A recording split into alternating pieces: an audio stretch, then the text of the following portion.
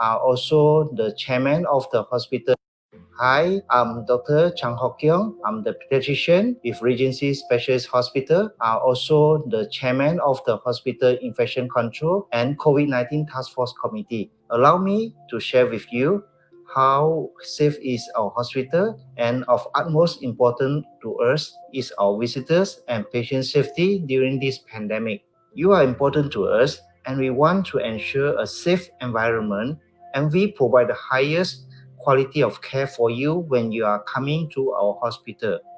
Our team has taken a great care to ensure all the safety and precautionary measures are in place. Let's step inside the hospital and experience what the team has prepared for you. Thank you, Dr. Chang, for your introduction. I'm Pushpa. I would like to further elaborate our safety measures in our hospital. That is, first thing is we take temperature for all our patient visitors and also caregivers and also our staff to ensure when they enter to the hospital, they are safe and get the proper treatment.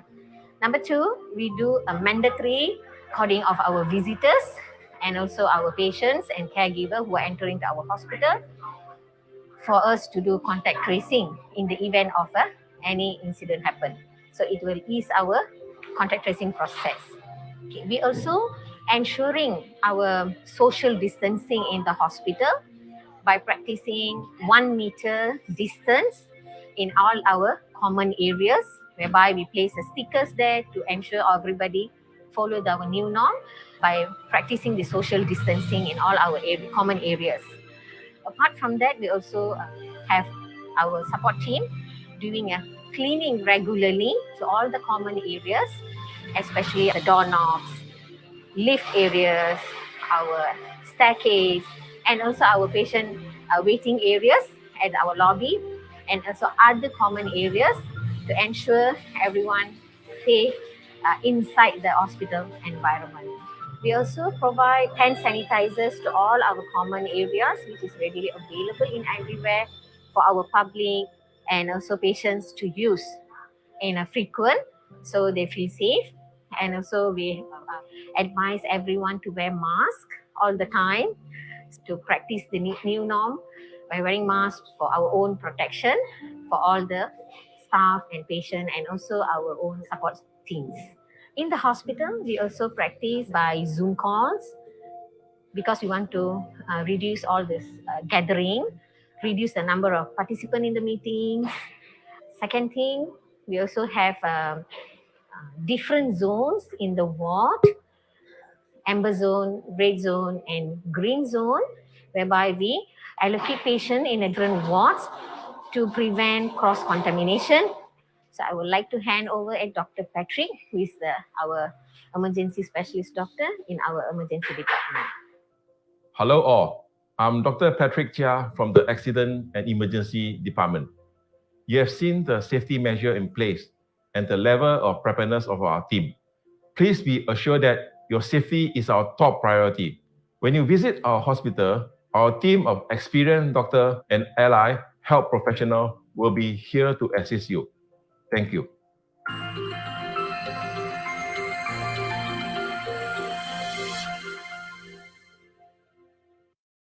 Hi, I'm Dr. Chang Hock Kyung. I'm the pediatrician with Regency Specialist Hospital. I'm also the chairman of the hospital infection control and COVID-19 task force committee. Allow me to share with you how safe is our hospital, and of utmost importance to us is our visitors and patient safety during this pandemic. You are important to us, and we want to ensure a safe environment, and we provide the highest quality of care for you when you are coming to our hospital. Our team has taken a great care to ensure all the safety and precautionary measures are in place. Let's step inside the hospital and experience what the team has prepared for you. Thank you, Dr. Chang, for your introduction. I'm Pushpa. I would like to further elaborate our safety measures in our hospital. That is, first thing is we take temperature for all our patient visitors and also caregivers and also our staff to ensure when they enter to the hospital, they are safe and get the proper treatment. Number two, we do a mandatory recording of our visitors and also our patients and caregiver who are entering to our hospital for us to do contact tracing in the event of any incident happen. So it will ease our contact tracing process. Okay. We also ensuring our social distancing in the hospital by practicing 1 meter distance in all our common areas, whereby we place the stickers there to ensure everybody follow our new norm by practicing the social distancing in all our common areas. Apart from that, we also have our support team doing a cleaning regularly to all the common areas, especially the doorknobs, lift areas, our staircase, and also our patient waiting areas at our lobby, and also other common areas to ensure everyone safe inside the hospital environment. We also provide hand sanitizers to all our common areas, which is readily available in everywhere for our public and also patients to use in a frequent, so they feel safe. And also we advise everyone to wear mask all the time to practice the new norm by wearing masks for our own protection for all the staff and patient and also our own support teams. In the hospital, we also practice by Zoom calls because we want to reduce all this gathering, reduce the number of participants in the meetings. Second thing, we also have different zones in the ward, amber zone, red zone, and green zone, whereby we allocate patients in a different wards to prevent cross-contamination. So I would like to hand over at Dr. Patrick, who is our emergency specialist doctor in our emergency department. Hello all, I'm Dr. Patrick Chia from the Accident and Emergency Department. You have seen the safety measure in place and the level of preparedness of our team. Please be assured that your safety is our top priority. When you visit our hospital, our team of experienced doctor and allied health professionals will be here to assist you. Thank you.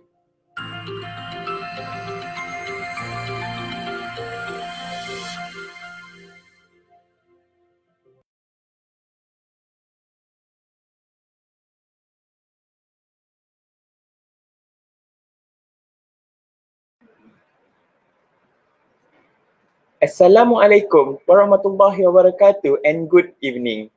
Ladies and gentlemen, allow me to introduce myself. I am Hidayat, your Master of Ceremony for today's keynote session. Welcome to International Graduate Conference on Engineering, Science and Humanities IGCESH2020. We will commence the keynote session in a few minutes. Please make yourself comfortable. Yang berbahagia, Profesor Engineer Dr. Muhammad Fadil Maddin, our keynote speaker, Dr. Norah Matno, General Chair of IGCESH 2020, fellow lecturers, ladies and gentlemen. Today, we are very fortunate to be attending this keynote session, which will be presented by a lecturer from the School of Civil Engineering, UTM, Professor Engineer Dr. Muhammad Fadil Maddin, with the title Shifting Agenda in Transformational Sustainable Encouragement. Allow me to give a brief introduction about our keynote speaker. Dr. Muhammad Fadil is a professor and director of Campus Sustainability, University Technology Malaysia. He graduated from UTM in 1999 and hold a Master of Engineering in 2001. He then furthered his study under a double degree program between UTM Malaysia and TUDEF Netherlands. She was engaged with the Dutch-Malaysia collaboration under the PhD scheme. His role as a current academician administration work is serving as Sustainable Action Plan in the campus as the prerequisite in creating research and diplomatic committees in the sustainable framework.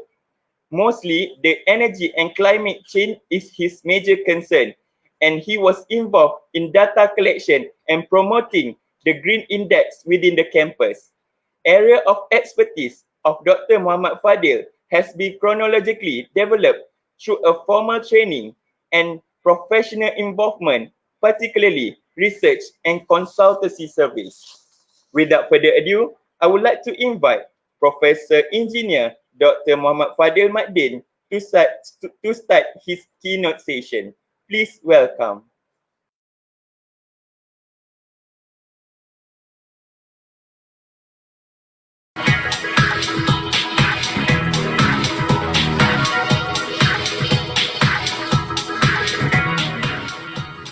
Assalamualaikum warahmatullahi wabarakatuh. Selamat pagi. Selamat sejahtera. InsyaAllah today we are going to have a kind of sharing session and some of the keynote address, especially on the sustainability shifting agenda. And today I would like to express and try to explain implicitly what does it mean by the shifting agenda in sustainability. And in modern world, nowadays is people talking about sustainability in different ways, in different paths, in different sectors. And we as human actually try to engage more with other peoples, not only towards to what the existing concept, but also towards to the, what we call that, on the future. What the ready agenda on the sustainability, people talking about, on the possibilities that our world become more restrained and very unresourceful in the next future decades, something like that. So in our next chapters in the shifting the agenda is why and how we need to encourage people more, working towards and togetherness, especially in terms of making this happen in our new modern era. So in the, what we call that, the conceptual of the sustainability, people always, refers the sustainability always empowered the, what we call that, environment factors, which means that nowadays people talking about the pollution, people also concerned about the depletion of the resources for the planets and also the climate change, something like that. But we supposed to know and to understand the sustainability is not only on the environment part. And because of that, people's always thinking that this is only for the one man show or something, like one group actually working on that, like the activists or NGO is working on that. So believe me that in our correct pathway for the sustainability, we have to engage and try to, what you call that, integrate with social and also the economic perspective, that we call it as the three pillars. It means that we have to understand the social part, economic value, and also the environment impacts. So because of the social, economic, and environment, so that's the, what we call that, the subset and also the trigger factors for the sustainability, because this is something like how we ensure that we can manage our resource, we can do some planning, we can execute what we plan for, and also what's the impacts towards to the society, towards to the peoples, towards the planets, and also maybe some other biodiversity. So that's the element on the sustainability. And because of the sustainability is also anchored with a kind of economic value added drive to what exactly what we call that, the localizing economic growth. So that's a reason why people nowadays is try to think in a different world. What exactly our future ready job, for example, and any other the populations can cope for what we call that job creation for them, for example. So this is a kind of sustainability concept in order for us to understand what exactly the reputation on the competitive of other worlds for other, what we call that, a country is working the same things. For example, nowadays we know that China and also India is booming in order for the economic growth.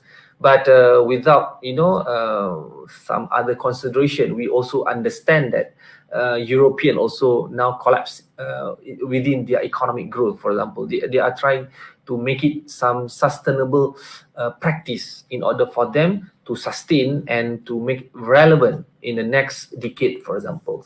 So this is a kind of issues when we are targeting for the shifting agenda in the sustainability. But that one is on the economic part. How about in terms of the contributions by other peoples, by other man-made, in order for us to understand what exactly we can dig out from our resources. For example, that nowadays we also talking about the resource from petroleum. We also talking about the resource for food, for example, or food security, for example. So how people actually in the future, maybe next 10 years from now or 20 years from now, they try to cope and try to understand whether they are applicable or really depends to that kind of resources. And because of that, there are some kind of sustainability aspects working on that. For example, they are making a kind of other alternative resources for that kind of food, for example, in order for them to survive. In certain country, they actually try to think not only planting by a conventional way. They are thinking about making in a different culture system, like making a kind of compacted area, how they can survive that kind of plants, vegetables for food, something like that. And also we are having a serious issue in terms of toxicity, what we call that the component of chemicals in our food, for example. That is a sustainability also talking and try to embrace that kind of issue. And of course, we are not, ignore the tolerance about the pollution, because once you boom a kind of, industrial area, and also you are making a kind of sectors is very massive in terms of, making those, what we call that, bulldoze for that kind of industrial plan, for example, for that particular of country. Pollution is the best, the first thinking how we want to manage waste, we want to manage the energy as well, water, something like that. So that's the pillars of the sustainability. Okay. All right. So what exactly in the future people try to avoid or try to adopt a kind of global and local issue? We know that we understand in our country, for example, in Malaysia, we still lacking in terms of making a habits, transforming in terms of our attitude when we are dealing with waste, for example, pollution, something like that. So there are a few kind of steps people talking about this kind of global and local issues. For example, like we are also concerned about the habitats destruction, in order for us to know that if we pollute our river system, it will also end up to our ocean, and our ocean is actually our food resources, for example. So this is a kind of the global issues, and also local issue. If we know that this is always in certain years, rising this kind of impacts. And also flood. Flood is actually because of, we know that most of the problems not controlling by ourselves or our management or the government frameworks. But you have to understand, flood is actually happening to certain area, and maybe because of the system on drainage, the system of river stream is not properly been maintained or not properly been planned. So because of flood can come like because of nature, and flood also can come because of the human error or failure. So that's the reason why in the world right now, people not only confronting about what happens in the future, but what exactly the adaptation for the people when they are located very flood prone, very flood risk area. So this is what the national and also the global issues. And because of that, for example, Albert Einstein always, our referral when we are talking about the what we call that mankind, for example. And he told us that the significant problems that we face cannot be solved at the same level of thinking created to them. This is a level of thinking that always been mentioned a few hundred years back. because we know that people, when they are trying to do something, they don't forecast what exactly happened in the future. They're only thinking what they can gain from that kind of activity. So this is a kind of a very serious issue when we are talking about how to balance it out.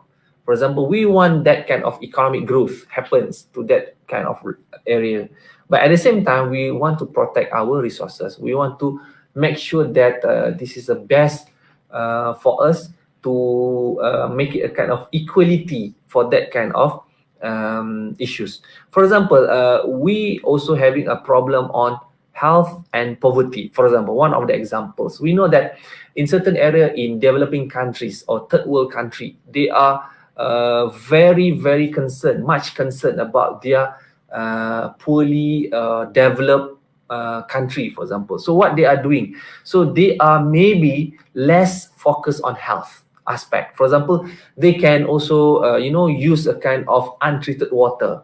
They can use actually unsanitized area because they are only thinking about their food. They want to survive in that particular of area. So what happened? They may be less hygiene, but they need a kind of money for them to survive in that kind of period. So this is a kind of global issue. We know that this happen everywhere. And also when we are talking about the consumption, like on energy and water, we know that right now government try to make our public to understand why we need to increase the tariff, for example, because we are managed a very resourceful resource that actually to protect our future, because we know that several publics, they don't have that kind of sense that this kind of resource is not for you, it's actually to protect until to the next generation. Because of that, for example, energy and water, people thinking like this way, I can pay more, so no worries. So means that they don't bother other people's, for example, but they actually missing something, because if they pay more, it means that they can supply or demand more. So when they supply more or demand for that kind of elements, so what happened to others people that cannot access to that, or they cannot pay more based on what they actually the rich man can pay. So this is a kind of balance activity that we have to think and how to make it this relevant to all of other peoples. So this is what the global issues happening right now. And because of that, in terms of shifting the agenda, so we know that United Nations already established the SDG, the Sustainable Development Goal 2030.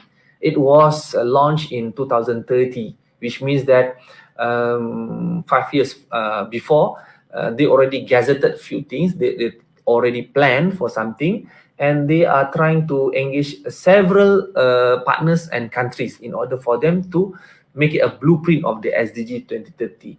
But what happened in the bottom line, especially for our publics to understand what's the contribution towards to the SDG, because SDG always confusing, always not very relevant to the middle class of publics and also the bottom line of the public, because they know that this is only a matter for the government. This is a matter of politicals. So they don't really bother that one, and they don't really want to contribute because of it is not really significant to their economic value, or it's not really directly significant to them. But in Malaysia, we know that in order for us to transform the SDG part and also try to empower that kind of SDG 2030, we also use that kind of indicator and target from the United Nations. And because of that, we know that since 2018, right? 2018, we know that we have under that kind of category of indicator, because under United States, we have a 244 indicator. In Malaysia, we have to adapt all these 244 indicator. But what happens, you can see that under that kind of indicator, we have a 56 under the social contribution, 24 for the environment, and 20% for the economy. It means this kind of SDG is actually more towards the society. It's not for the environment itself only. So this is what we are trying to make people understand the sustainability is not always to maintain our planets, to maintain our environment. It's actually to create or to make a kind of social and publics to understand first, to make it their spiritual understand, and they will do by their habits, for example. So this is the important thing when we the United Nations actually developed for the SDG 2030, and it's actually a very good plan. And because of that, it's very sadly to say that in Malaysia, a few indicator is not properly measured. For example, we have a SDG number 17, for example. That one is actually under the partnership and global's reputation, for example. It's not really measured. What happened? What exactly the achievement so far? And because of that, we have to understand that this is a kind of big issues for us to make sure that everybody on board. Because SDG is actually they having a kind of tagline called is a no one left behind. So nobody is actually escaping from the SDG. You actually on board on that. So that's the main progress and impacts, especially for Malaysia. And because of that, we know that now Malaysia towards to 12th nation plan. But before we moving to the 12th nation plan, the shifting from the SG in 11 nation plan already have a 6 entrust. 6. The first is about the inclusiveness and equitable society. That's the first entrust. The second one is about the human capital development. It means that for the talent development for our people, from people to people. So what exactly the talent development should be encompassed in that kind of strategy. The second one is about the strengthening infrastructure for the economic expansion. We know that because of the COVID-19 is actually pending and plows for that kind of economic value and driven for our growth. But that's not a big problem because we can create. In the SDG, in sustainability, the transition or the transformation for the SDG is always to empower people to do something else, to help for others. That's the best in the sustainability. The fourth one is about the well-being. Well-being is a very unique concept because we know that people only focus on job, only focus on economy. They don't bother about the empathy, about the what we call that the social network among themselves. So they will be as a kind of die-off human being. So they don't have really understand what they have to do. What's the what we call that as the empathy, spiritual motivation, because they don't have a well-being. So well-being is a very important in our transition. The next, the fifth one is on the green growth, on the resilient part. It means that we know that in many other potential development, we know that we need or depends to the green growth. Green growth, it means that it's not only a product. It's about the technology. It's about the application. It's about the blueprint, about the master plan. In everything about the green things that we have to understand. The green, it means that whatever the resources that we want to use is not from the raw one. It could be the recycled one. It could be the reused one. It could be something else that never been thinking before. So that we call it as a green growth for the sustainable and resilience part. And the last but not least, under the 11th Nation Plan, is about the re-engineering the economic growth for the prosperity. So nowadays we know that the re-engineering part for the economic growth is about on the digital online, for example, under the what we call that for the higher education. Now we depends not the infrastructure, but we depends to the content for the education itself, because we understand that in the future, people actually maybe they don't go for the professional course. They don't go for the ordinary education. They may have a kind of we call so-called as a YouTube university, for example, because they want to be as a kind of richer than what they can gain for today. This is what the future is all about. We know that, we understand that there's a lot of opportunity out there. It's not only on the basic job that we can create for them. So this is a shifting agenda and shifting transformation from one point to another, to benchmark from one to another. So this is something that relevant in the SDG 11 Nation Plan. And because of that, we know that we always heard that the concept of sustainability, as I mentioned earlier, it's about environment, not for the others. But after the 5 minutes, 10 minutes, my keynote is already showed to us that sustainability is everything in our daily life. It's actually our lifestyle. So because of that, we need the most keyword area for you to understand on the sustainability is try to balance it out. We cannot gain 100% for one sector, one pillar. No, you cannot do that one. You have to understand everything and try to balance it. It means that you cannot gain more from other side. You have to make sure that everybody can get the benefit. So that's what sustainability is all about. And because of that, people always thinking, okay, I can do it now. I can move it from now. I can change now. But what happened in future? Is it the continuation will happen? And sustainability itself is about how to make sure that you sustain that kind of activity, that kind of system, that kind of framework, because everybody will follow that things. And the uniqueness in the sustainability, it means that you must be flexible. You cannot rigid all the time.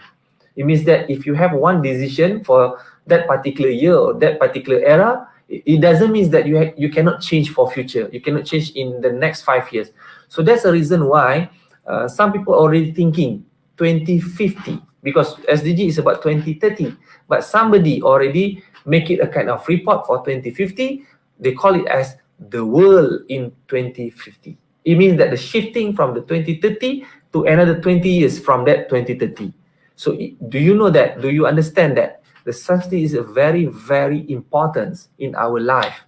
It's not only for us, because we have to make sure that our grandchild, our other generation can benefit from that. So this is a kind of, the concept on the sustainability part. And the most interesting, people always, talking about sustainability is something on very functional for the government, for policy, something. But what's actually the significance to our religion, to our faith, to our, what we call that, the component in certain country, very sensitive in certain element. For example, I give you one of the examples. In the SDG, they have under the equality, the kind of remarks, or to make it a kind of allocation for transgender. So in certain country, it is very sensitive issue. You cannot give what we call that equal rights to the transgender. You know why? Because like in Malaysia, we are against that one, because we have our religion that actually against that kind of policy. So because of that, so people always refer this is actually for the Western pedagogy. The SDG is actually the Western pedagogy.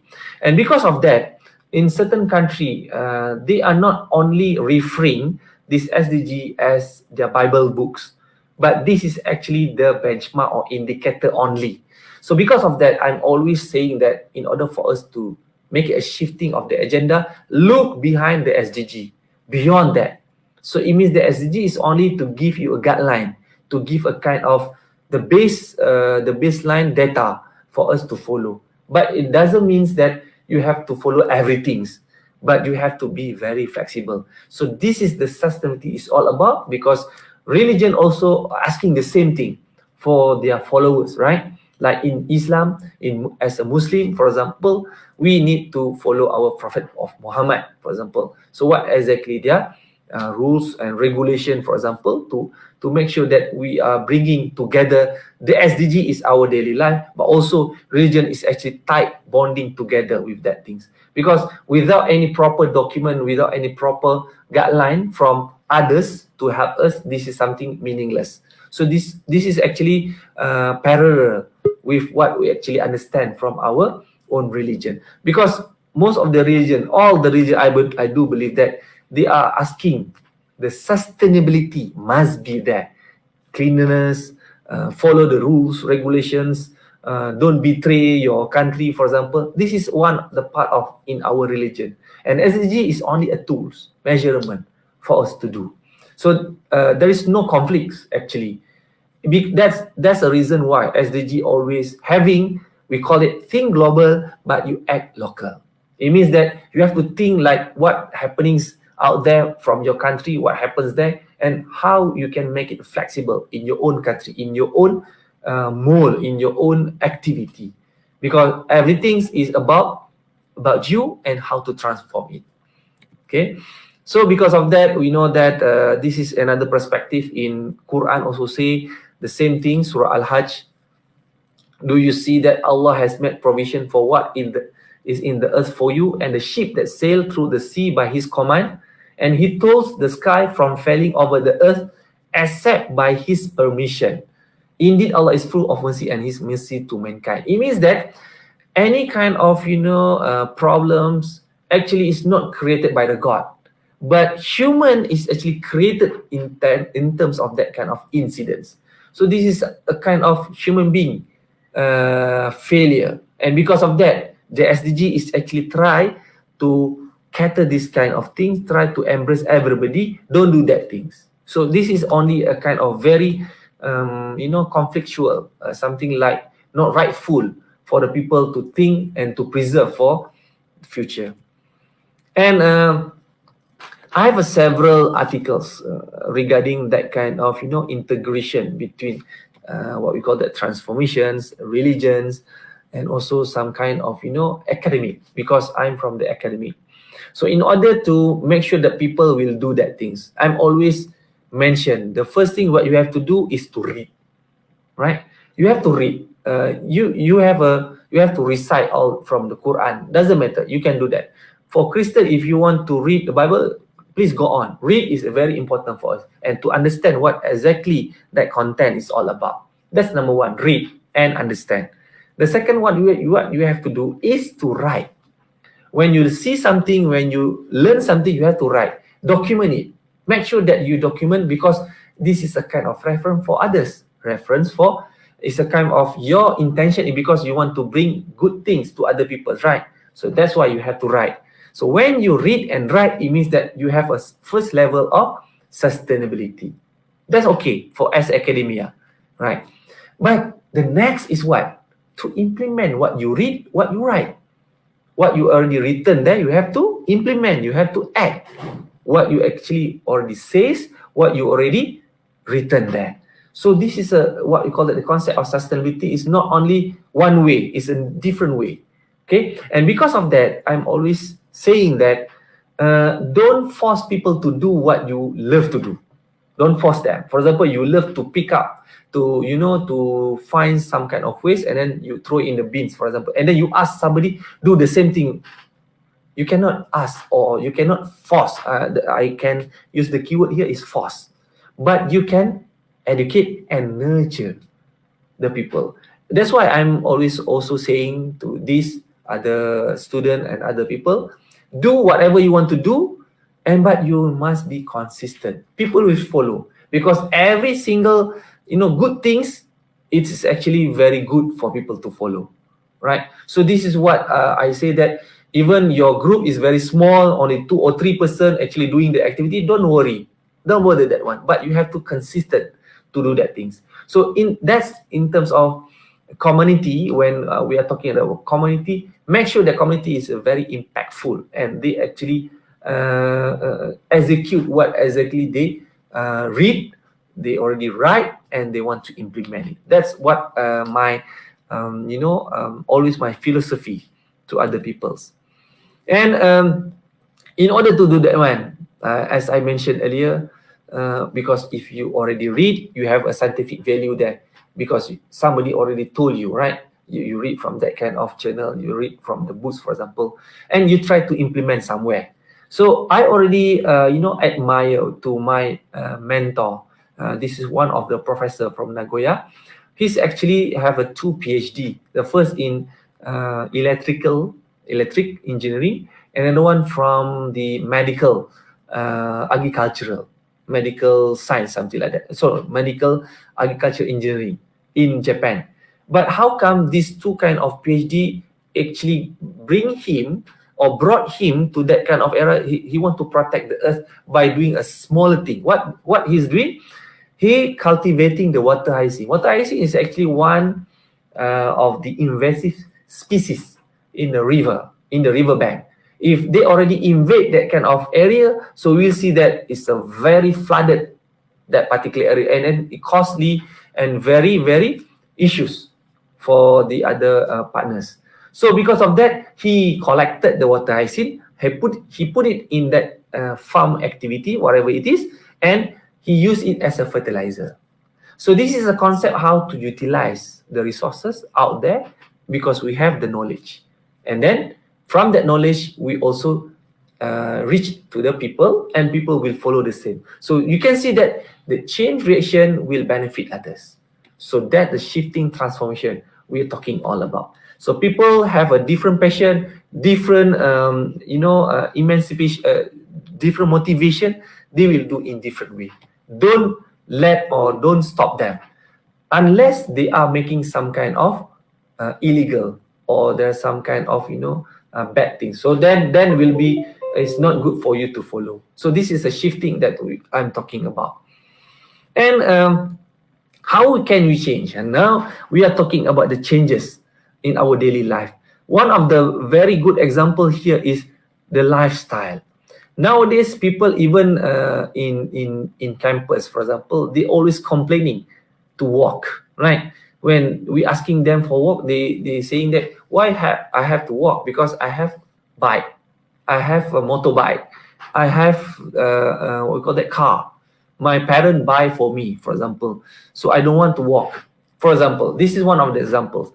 And another example in terms of lifestyle also, you need to park very near to your area. As suddenly you want to park in front of your door, for example. So you don't want to walk because of, you say that this is your luxury, this is your privilege, for example.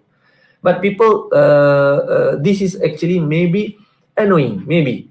But in certain people, they actually thinking that because I paid for that. The parking is actually, I paid for that. So why should I bother to walk? So this is the issue, that in order to change, is a kind of eggs and chicken. Which one comes first? What's actually the carrot and stick, for example, for them to change? I will actually explain later on. But another one is about the plastic bags. We know that in Malaysia, we have a roadmap 2025, 2030, something like that, in order for us to avoid the plastic bag. What happens? In Johor Bahru, for example, the government already make it a policy, no plastic bags after June, for example, 2020. But what happened here? Still the plastic bag is present everywhere, right? Still people, when they are going for shopping, for example, they also depends to the plastic bag, for example. Or even they don't bother that kind of campaign, that kind of, even the smaller thing is a straw, for example. But why they are actually cannot avoid the plastic bag? I will also make another, maybe one of the opinion on that. But this is what the changes lifestyle, right? For people, like use the bamboo toothbrush, for example. People, maybe they are saying that, okay, if you want us to change the toothbrush, for example, compared to the plastic toothbrushes, for example, where that we can find it, for example. It is very, unpredictable, the issues that when you cannot see that kind of, sustainable materials on the shelf, for example, right? There is no what we call that, products ready for you. You have to go to the online shopping, for example, for you to buy, and people cannot wait for that. Even sometimes the plastic is already dominated in our daily life. Our, car manufacturing, our air conditioning, our television set, and something like that also depends on the plastic. So how can we avoid the plastic? But what I'm saying here is the single-use plastic, not the plastic for the product, but the single-use plastic. Okay. The next is about the organic fertilizer, right? Organic fertilizer, I actually very much appreciated, because nowadays people understand about the organic fertilizer. But the sadly things that the organic fertilizer can be made by your own.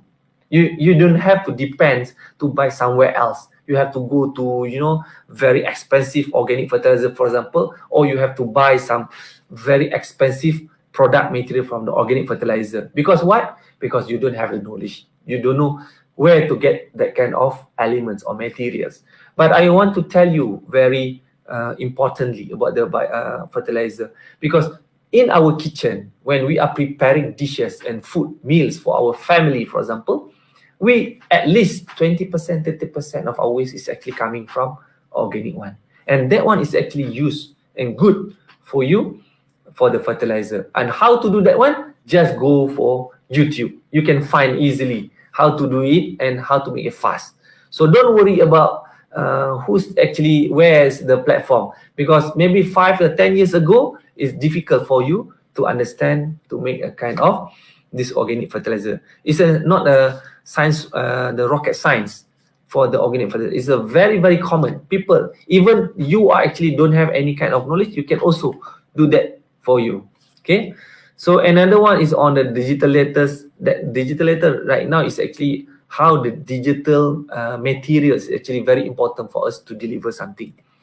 Okay. And also, we are very careful right now. In the sustainability, people also, as I mentioned earlier just now, about the food security or food safety. And I think few years back, we heard that there is some kind of manufacturer is actually making a fake products. It's coming from, you know, what we call that,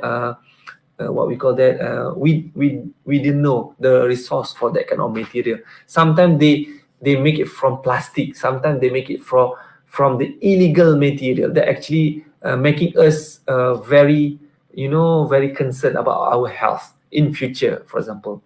The next one is about whether that kind of food is actually safe for us to eat, right? The edible product, for example, like when we eat a kind of vegetables, we actually questioning the vegetable having a pesticide chemicals is a kind of, you know, carcinogenic agent over there. Of course, most of people will thinking that yes, we don't have, we actually know that there are some kind of agent of carcinogenic is there, but we don't have any choice. We have to buy because there is no other place for us to get that kind of material.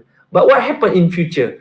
And in future, right now, even now, as a baseline study, we understand that cancer is a third diseases for our human being right now attacking, because we have a lot of, you know, problem issues in terms of the carcinogenic agent everywhere in our food products. Even the canned material, those kind of, you know, packaged material also having that kind of elements.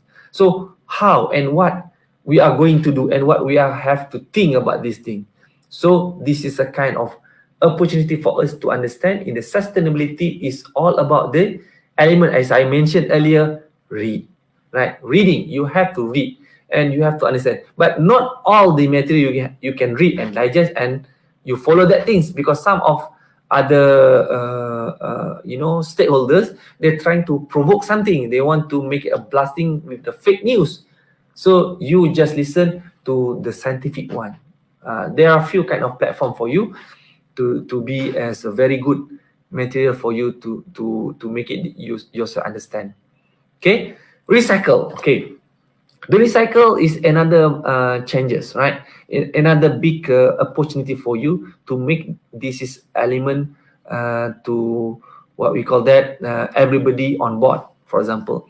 And I'm quite sure that in many places, not only in Malaysia, the recycle bins is everywhere. Even it's not been located at a very suitable place, but I do believe that people understand the recycle is very important. But the most issue here is, do they understand what the things should be there, should be in that bins? For example, the plastic, the bottle plastics there, if they want to recycle, they want to throw it in that bins, they forget that the caps is not recyclable. It should be categorized under others, not under the bottles. That's one of the reasons. And even the labeling is actually categorized others, not recyclable. Because recyclable is only for the bottle itself, PET bottle. That's one of the examples.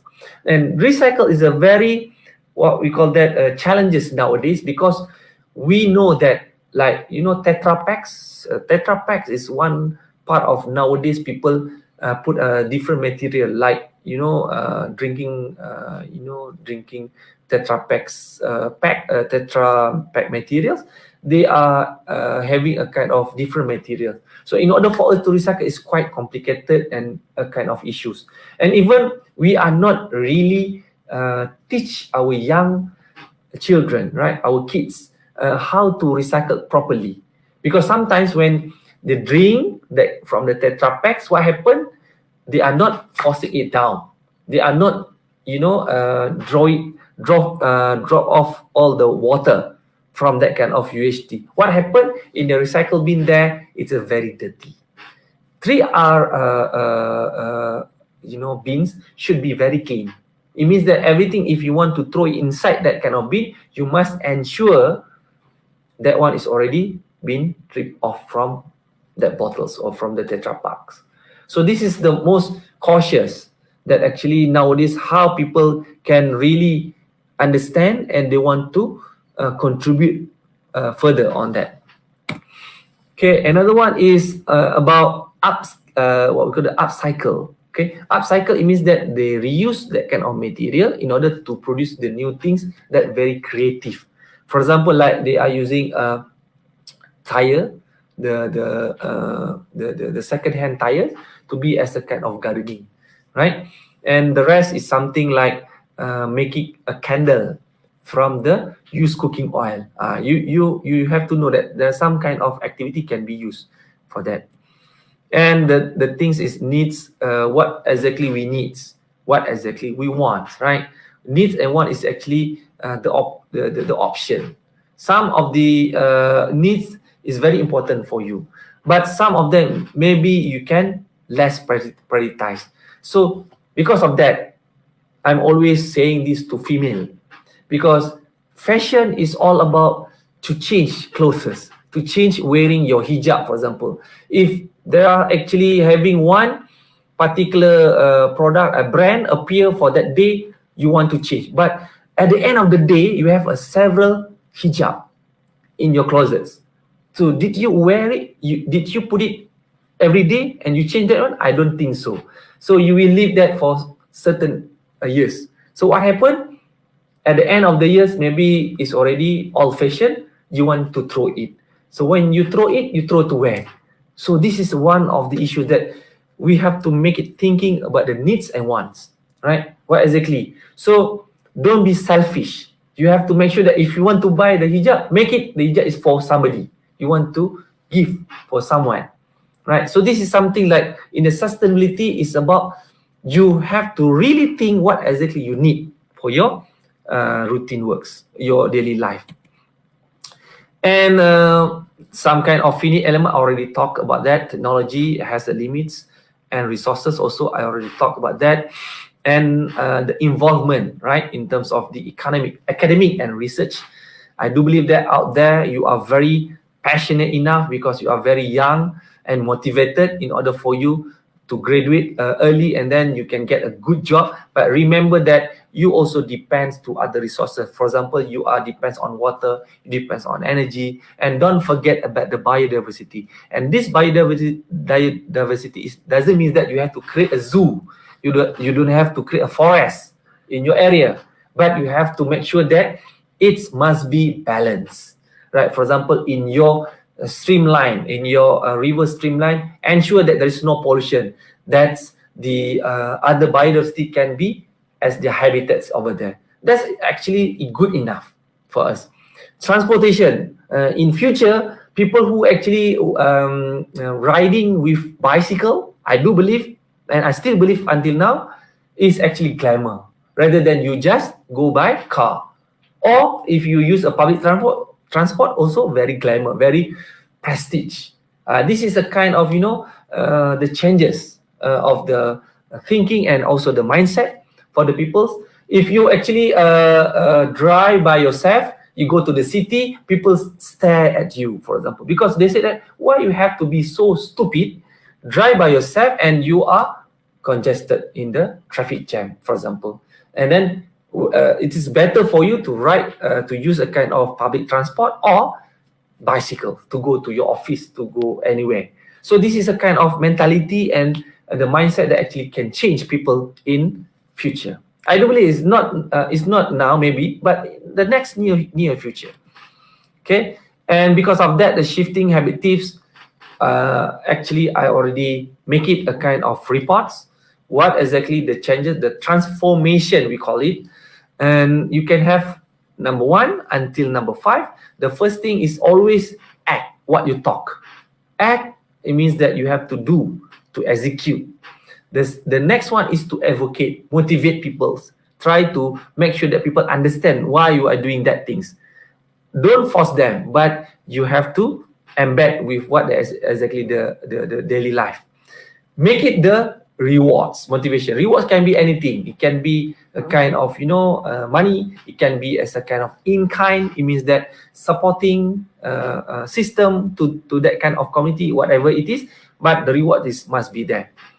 And the most important things out of others kind of habit changes is on the compassion and also the empathy. Empathy, it means that inside your heart, why you want to do that one, because you're always thinking that this is good for others. So empathy is always as my high rank in order for you to shift the habits.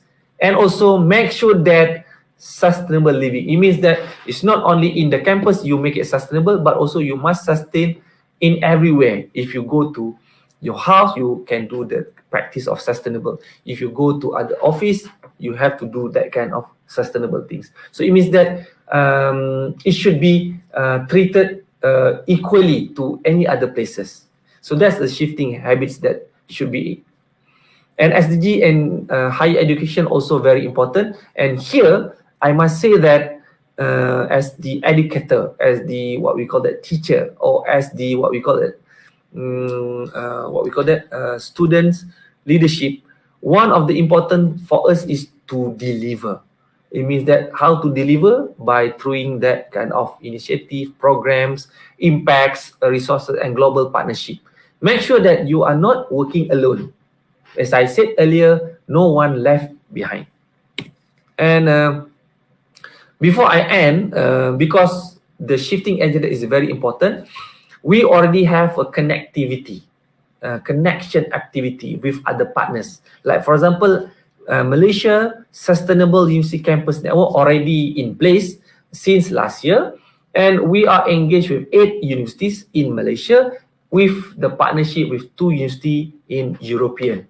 So what we are doing is we are trying to benchmark the sustainability approach, because this is under the higher education. Because why higher education? That's the only place for us to make a shifting agenda before they are working at the very real place. And because of that, we have a several kind of program. Like I said earlier, you cannot work alone. You must do synergize with others. And this is one of the example that we are doing the International Coastal Cleanup Day. It's very interesting. You can see that, you know, that in our places in Desaru and everywhere in our country, they have facing these kind of problems. What we call the plastics, the bottles, the waste, whatever it is, they just throw everywhere there, but not maybe coming from that particular place. It's actually it's floated from everywhere, because we call it as a marine debris. And because of that, we are calling for a help from the student, and student came over here, and then they are trying to clean up the beach. So we do hope that this is actually can continue further. And the next is about the Riverdale. Riverdale is actually very adaptable in our campus in UTM. Why? Because we are watering with few streamline of water, and because of that, we use as UTM Riverdale as one of the conjunction, and one of these is under the KRP. You can see that we also do the some of the cleaning and awareness activity. We clean it up, and we ensure that the student actually very aware, right? Why they have to do that things, and why this is a very important, or the message that we want to deliver to others. So we create that things. And the next is about the plugging. Plugging, it means that it's a kind of activity, you jog. While you jog, you find some kind of ways, you try to pick it up. So we are doing that kind of plogging. And this is one of the activity. We try to put it in our basket. We try to separate that thing because, you know, in campus sometimes students really they don't really aware, or they don't really want to participate on the separation because they say that we don't have that kind of knowledge and we didn't know how to deal with. So this is one of the problems. Another one on the community cleanup. Why we are doing this? Because we want to introduce to the new student. Actually, in UTM, we have agro-tani. We have a agricultural activity. So this is one of the examples by the students, and the area is actually very clean because we have a 30 student actually coming to that kind of, we call it dusun, and at the end of the day, we can harvest a very good chili production farming from that kind of student. So one of this is community. And the most important thing is we also have to protect our green area by adopt a tree. This is the thing that we planting the tree, we make it a tagging, every kind of single tree that we have inside the campus. And because of that, people can understand, they actually plant and they tag that kind of plants to ensure that they already planted for this kind of year. And then they will understand, oh, okay, this is a plant of what kind of species.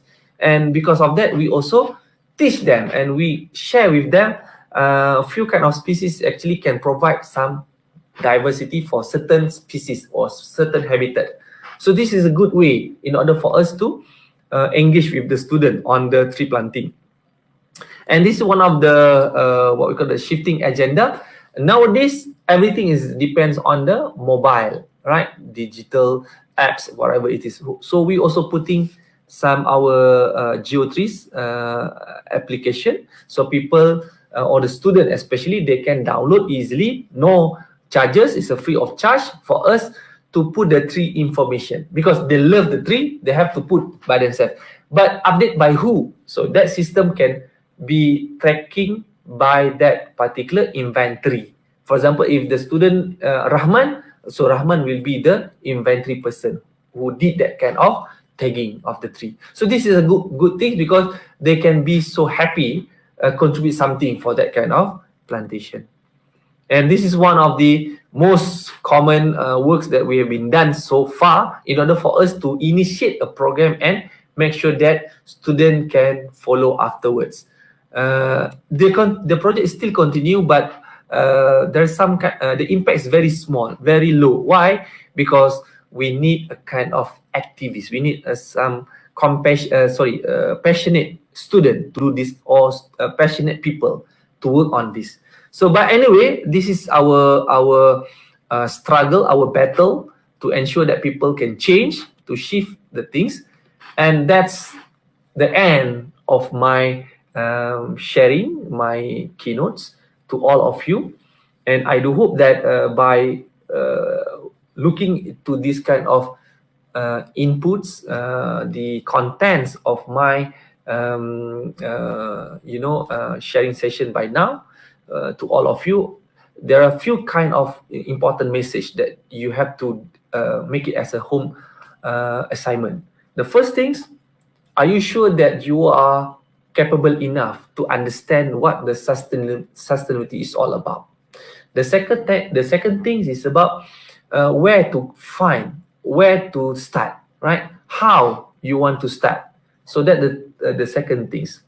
The third one is the impactful from each kind of activity can be benefit to others, whether it is small or is a big. Doesn't matter. In sustainability, you can create small impact, even it is only for you.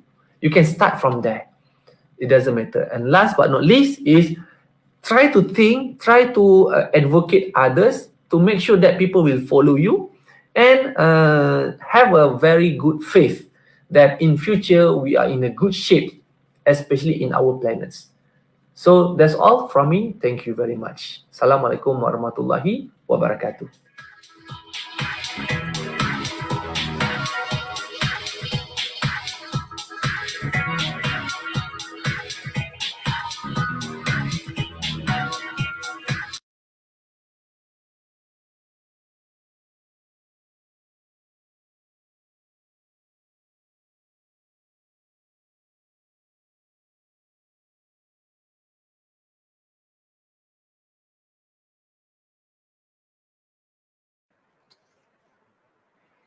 Thank you, Professor Engineer Dr. Muhammad Fadil Maddin, for the insightful keynote session.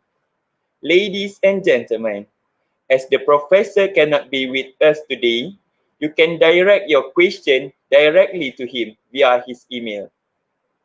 We will come to the end of our second keynote session. Thank you for joining us today. Up next, we will have our closing ceremony. Thank you.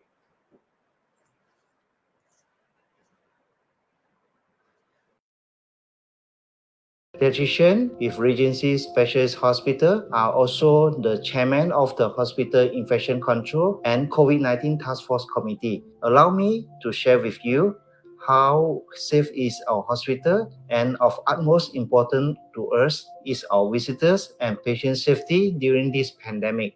You are important to us, and we want to ensure a safe environment, and we provide the highest quality of care for you when you are coming to our hospital. Our team has taken great care to ensure all the safety and precautionary measures are in place. Let's step inside the hospital and experience what the team has prepared for you. Thank you, Dr. Chang, for your introduction. I'm Pushpa. I would like to further elaborate our safety measures in our hospital. That is, first thing is we take temperature for all our patient visitors and also caregivers and also our staff to ensure when they enter to the hospital, they are safe and get the proper treatment. Number two, we do a mandatory recording of our visitors and also our patients and caregivers who are entering to our hospital for us to do contact tracing in the event of any incident happen. So it will ease our contact tracing process. Okay. We also ensuring our social distancing in the hospital by practicing 1 meter distance in all our common areas, whereby we place the stickers there to ensure everybody follow our new norm by practicing the social distancing in all our common areas. Apart from that, we also have our support team doing a cleaning regularly to all the common areas, especially the doorknobs, lift areas, our staircase, and also our patient waiting areas at our lobby, and also other common areas to ensure everyone safe inside the hospital environment. We also provide hand sanitizers to all our common areas, which is readily available in everywhere for our public and also patients to use in a frequent, so they feel safe. And also we advise everyone to wear mask all the time to practice the new norm by wearing masks for our own protection for all the staff and patient and also our own support teams. In the hospital, we also practice by Zoom calls because we want to reduce all this gathering, reduce the number of participants in the meetings. Second thing, we also have different zones in the ward, amber zone, red zone, and green zone, whereby we allocate patients in a different wards to prevent cross-contamination. So I would like to hand over at Dr. Patrick, who is our emergency specialist doctor in our emergency department. Hello all, I'm Dr. Patrick Chia from the Accident and Emergency Department. You have seen the safety measure in place and the level of preparedness of our team. Please be assured that your safety is our top priority. When you visit our hospital, our team of experienced doctor and allied health professionals will be here to assist you. Thank you.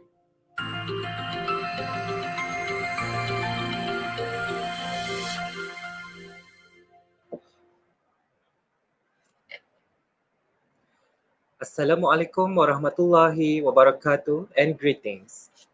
Ladies and gentlemen, allow me to introduce myself. I am Haris, your master of ceremony for today's closing ceremony. Welcome to the 8th International Graduate Conference on Engineering, Science and Humanities, IGCESH2020. As we wait for the ceremony to commence, there are several announcements we would like to address. Kindly don't leave in the middle of the ceremony and ensure a stable internet connection throughout the session. Ladies and gentlemen, we will commence the closing ceremony in 10 minutes. Please make yourself comfortable.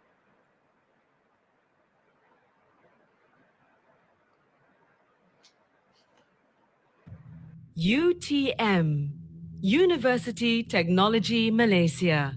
Innovative, entrepreneurial, global.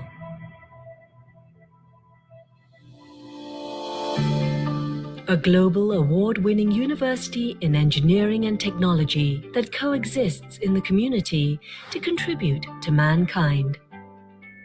We invest in laboratories and facilities, empowering our people to solve life challenges. We nurture innovative minds through research and teaching because innovative minds drive competitive and innovative research culture.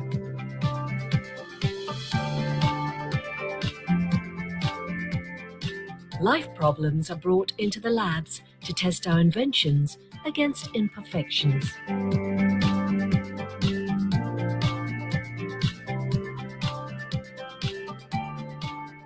Our facilities enrich our students' life because conducive environment triggers creative minds.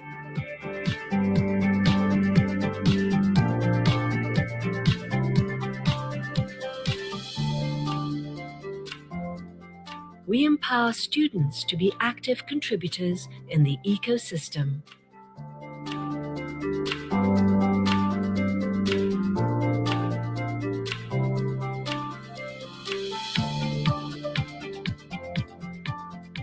UTM embraces inclusivity and diversity.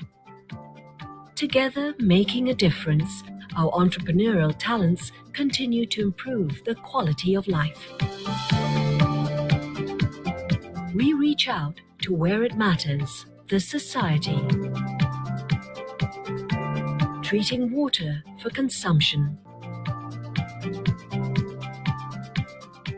Our research products and services have made a difference to many lives.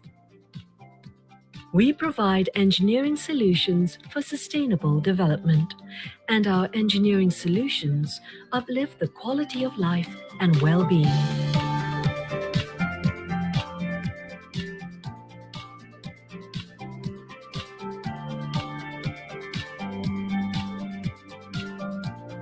Our experts are mobilized to affected sites to respond to calls for help.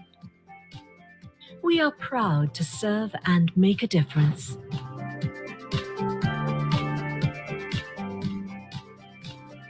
UTM strives with total commitment to attain excellence in science, technology, and engineering for the well-being and prosperity of mankind.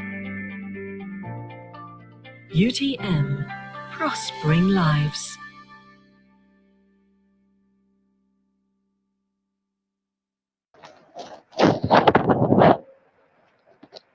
Bismillahirrahmanirrahim.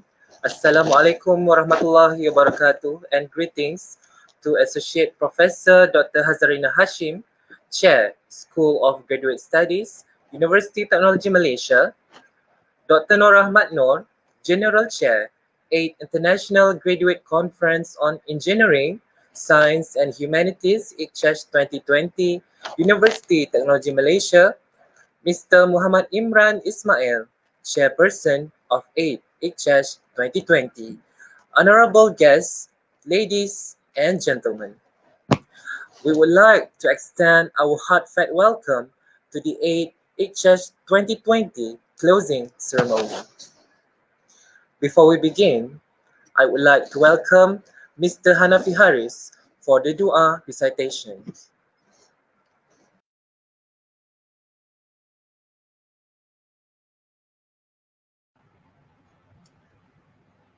للنبي الكريم وآله وأصحابه الكرام الفاتحة.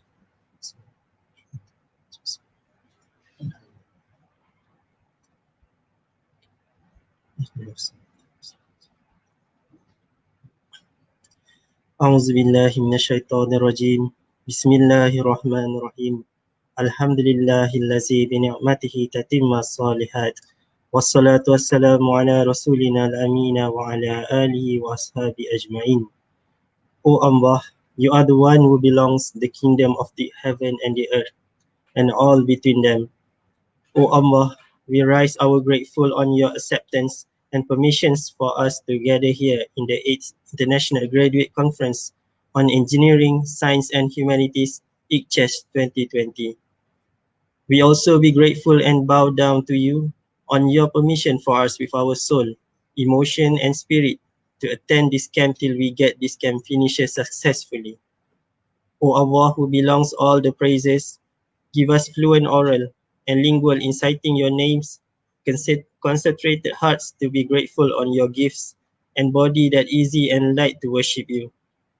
O Munzila Rahman, wa ya Fathal Barakah, we ask your forgiveness and spread your blessing onto us, our parents, families, and children, teachers, students, and all our friends. O Allah, Qadi al-Hajat, in this moment, we raise our hands, hands of the slaves that ask from the Almighty Lord, full with hopes. Verily, we are stained and blackened with sins, so forgive our sins. Verily, we are weak and alone, so strong as in Islam, in all our deeds. Verily, we have limits in our patience, so give us the ni'mah and reward us with patience, like the patience of the Ulul Azmi prophets. Verily, we tend to be selfish and think only of our own goods. So teach us and our hearts to give priority to our brothers, as how your Prophet Muhammad sallallahu alaihi wasallam teaches us all the Sahaba to do so. Verily, our hearts are not strong and not united. So make our hearts united and give us space and time for us to spread the kind deeds and stop the evil deeds. Amar ma'ruf nahi munkar. Allahumma ja'alna jam'ana haza jam'a marhuma wa tafarruqana bi ba'dihi tafarruqa ma'suma. Wa la taj'alillahumma fina wa la ma'ana wa la man yatab'una syakiyan wa la matruda wa la marhuma. Rabbana atina fid dunya hasanah wa fil akhirati hasanah wa qina azaban nar. Wa sallallahu ala sayyidina Muhammad wa ala alihi wa sahbihi wa sallam. Walhamdulillahi rabbil alamin.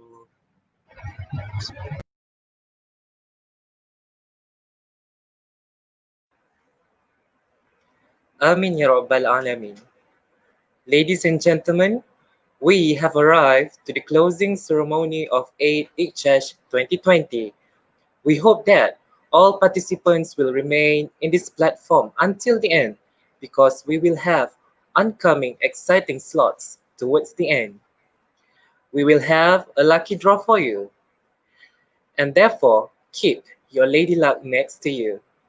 Then, the most awaited moment will the Best Paper Award for the Best Virtual and Recorded Presentation Awards, and top 3 Best Short Paper Awards for Engineering, Science and Technology, and Social Sciences Awards. Now, I would like to invite Mr. Muhammad Imran Ismail as the 8th IGCESH 2020 chairperson to deliver his closing remark. Please welcome.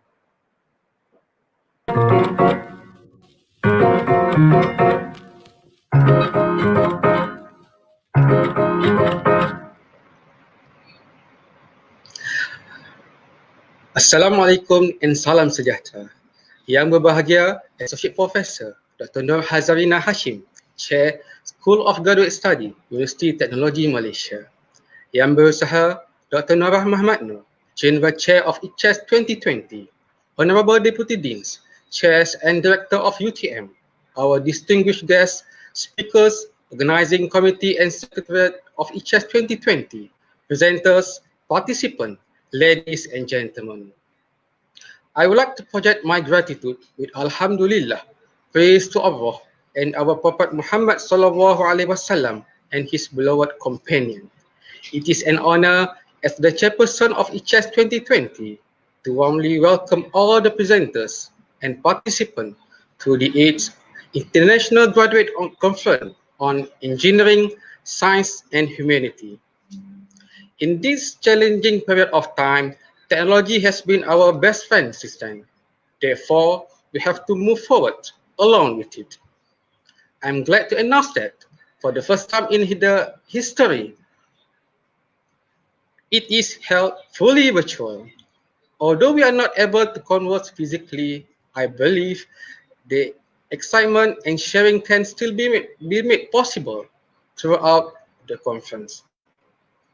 COVID-19 has opened our eyes on how we perceive the world. However, this pandemic does not hinder our progress in the Industrial Revolution 4.0 while maintaining Sustainable Development Goals (SDG). This year's theme is Industrial Revolution 4.0 towards Sustainable Development Goal, Trends and Challenges. This theme reflects the situations which our world is facing at this moment. The researchers, scientists, technologists, educators, engineers, and so on are making sure the development of the country is aligned with the Sustainable Development Goals, which should be the important criteria. Ladies and gentlemen, this conference covers a wide range of fields, consisting engineering, sciences, and humanities. So today, we have participation from all distinguished fields, from the expert and specialists, locally and abroad. This virtual conference also makes it possible for people to connect the network globally. Furthermore, I would like to congratulate all presenters, for your interesting presentations, and also to the awards winner.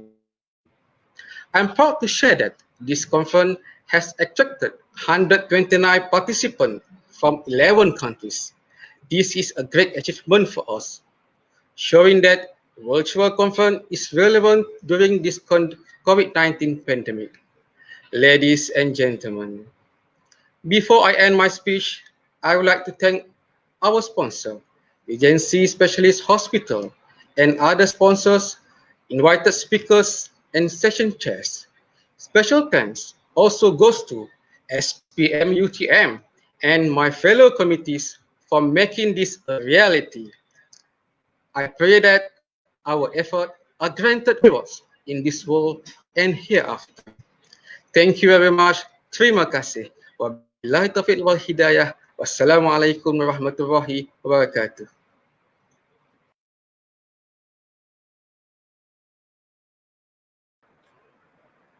Thank you, Mr. Imran. Ladies and gentlemen, now I would like to invite Associate Professor Dr. Hazarina Hashim, Chair, School of Graduate Studies, University Technology Malaysia, to deliver her speech. Please welcome.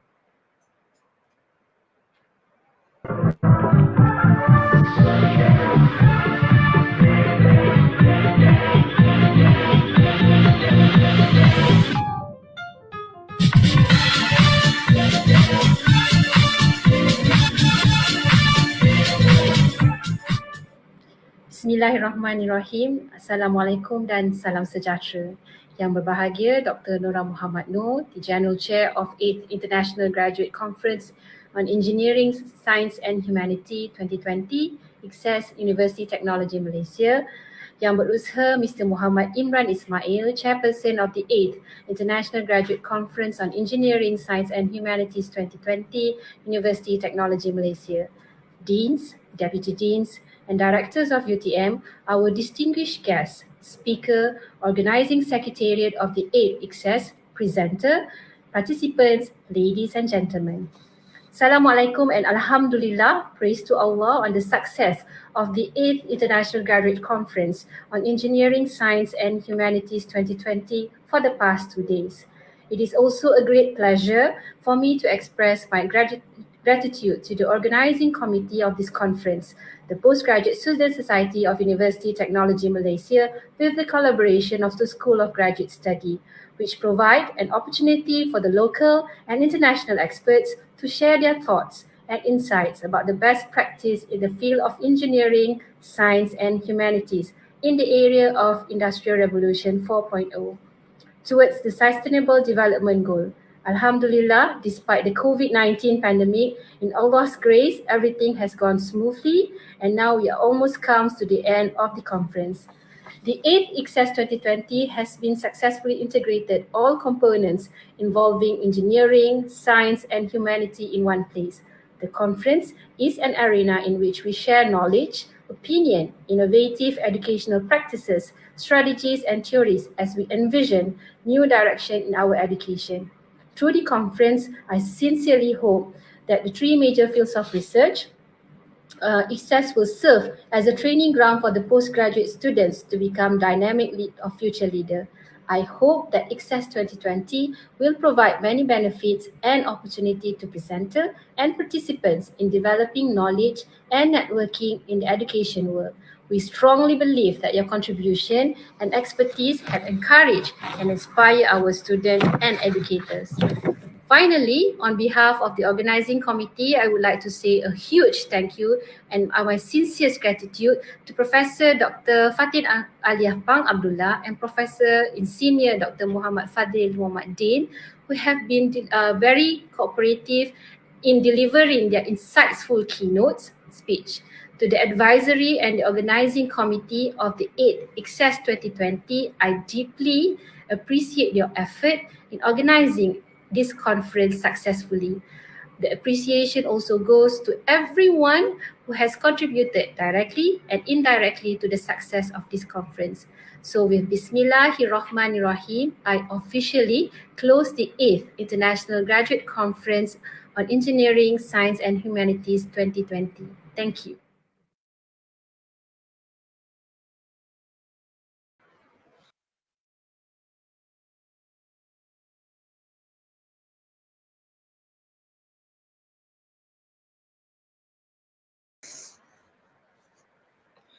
Thank you, Associate Professor Dr. Hazarina Hashim.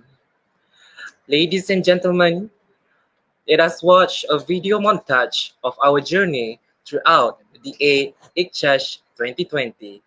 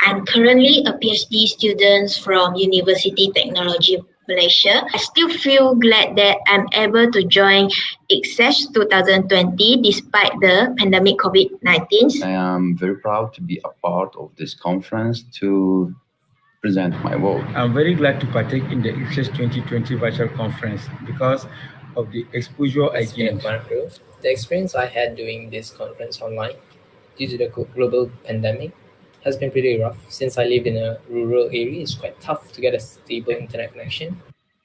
Well, in my view, this conference is definitely a great initiative taken by the IGCESH 2020 team, especially during these days when all of us are living in a lockdown situation due to COVID-19. I want to thanks to IGCESH for giving me this opportunity to make a video presentation during this COVID pandemic. So this is a good practice.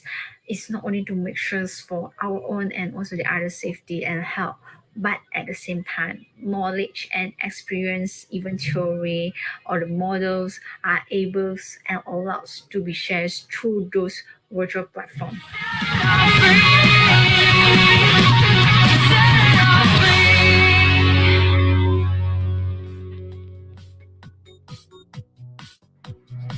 Hi, thank you for participating in IGCESH 2020. We look forward to welcome you in IGCESH 2022. See you!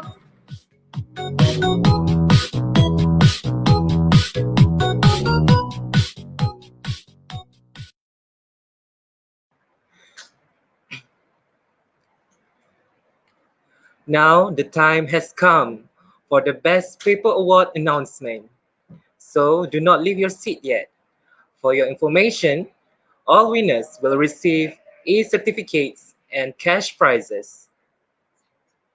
Let us start with the Best Virtual Video Presentation.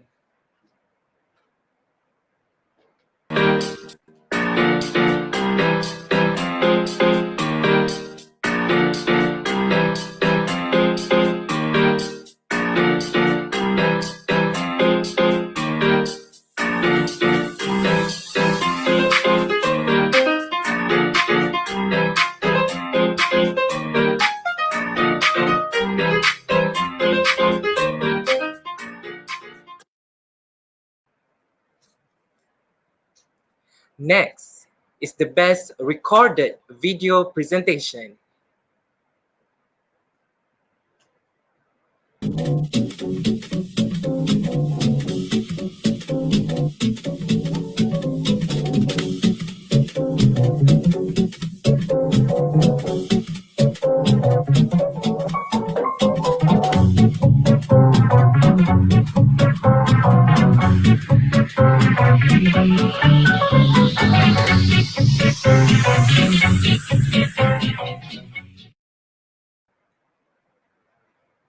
Congratulations to all winners. Next, we will announce the top 3 Best Short Paper Award for each category. The first category is Engineering.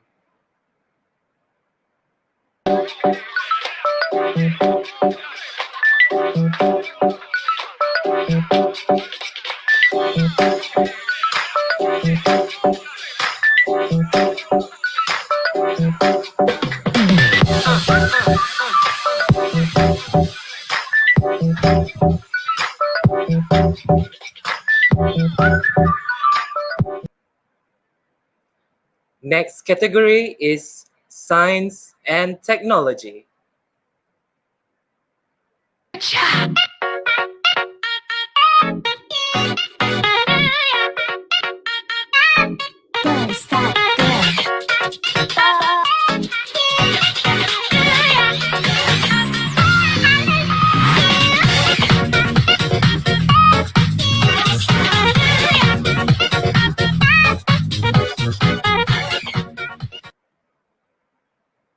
The final category is Social Science.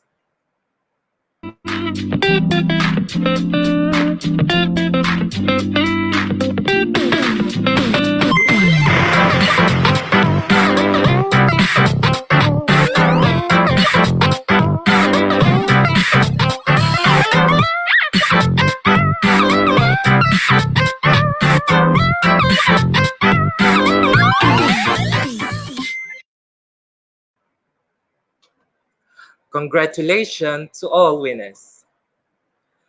Ladies and gentlemen, now it is time to bring out your lady luck as we are going to conduct a lucky draw session. Please don't leave your seats and remain where you are. For your information, the prize is a free overnight stay at a 4-star Hotel Swasana, which has been sponsored by Land. So let's begin.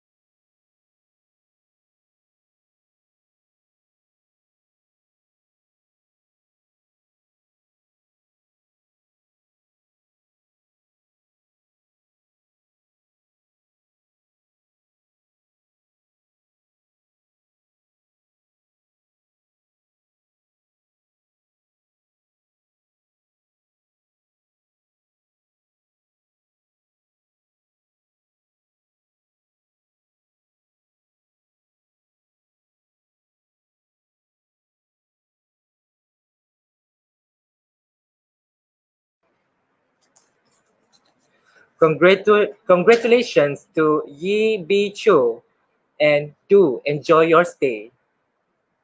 Ladies and gentlemen, now we have arrived at the end of the closing ceremony. On behalf of the Secretariat, we would like to deliver our appreciation to Associate Professor Dr. Hazarina Hashim, Dr. Noor Rahmat Noor, honorable guests, participants, for your presence in today's closing ceremony. We wish you all the best and have a great day. See you again in the next International Graduate Conference on Engineering, Science and Humanities. I hope we will be able to physically interact in the future conference Assalamualaikum warahmatullahi wabarakatuh. Stay safe. We will win this together.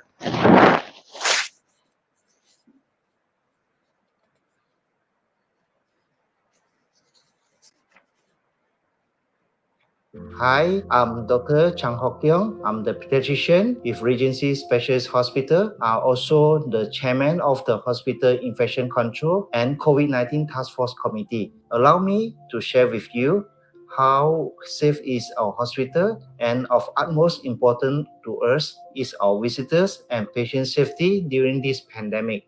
You are important to us, and we want to ensure a safe environment, and we provide the highest quality of care for you when you are coming to our hospital. Our team has taken a great care to ensure all the safety and precautionary measures are in place. Let's step inside the hospital and experience what the team has prepared for you. Thank you, Dr. Chang, for your introduction. I'm Pushpa. I would like to further elaborate our safety measures in our hospital. That is, first thing is we take temperature for all our patient visitors and also caregivers and also our staff to ensure when they enter to the hospital, they are safe and get the proper treatment. Number two, we do a mandatory recording of our visitors and also our patients and caregivers who are entering to our hospital for us to do contact tracing in the event of any incident happen. So it will ease our contact tracing process. Okay. We also ensuring our social distancing in the hospital by practicing 1 meter distance in all our common areas, whereby we place the stickers there to ensure everybody follow our new norm by practicing the social distancing in all our common areas. Apart from that, we also have our support team doing a cleaning regularly to all the common areas, especially the doorknobs, lift areas, our staircase, and also our patient waiting areas at our lobby, and also other common areas to ensure everyone safe inside the hospital environment.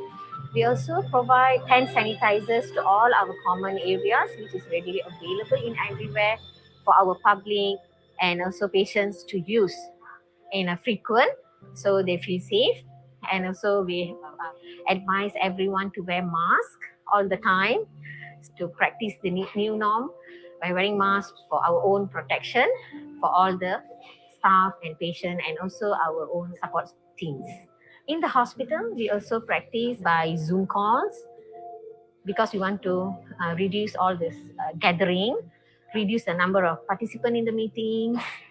Second thing, we also have different zones in the ward, amber zone, red zone, and green zone, whereby we allocate patients in a different wards to prevent cross-contamination. So I would like to hand over at Dr. Patrick, who is our emergency specialist doctor in our emergency department. Hello all, I'm Dr. Patrick Chia from the Accident and Emergency Department. You have seen the safety measure in place and the level of preparedness of our team. Please be assured that your safety is our top priority. When you visit our hospital, our team of experienced doctor and allied health professionals will be here to assist you. Thank you.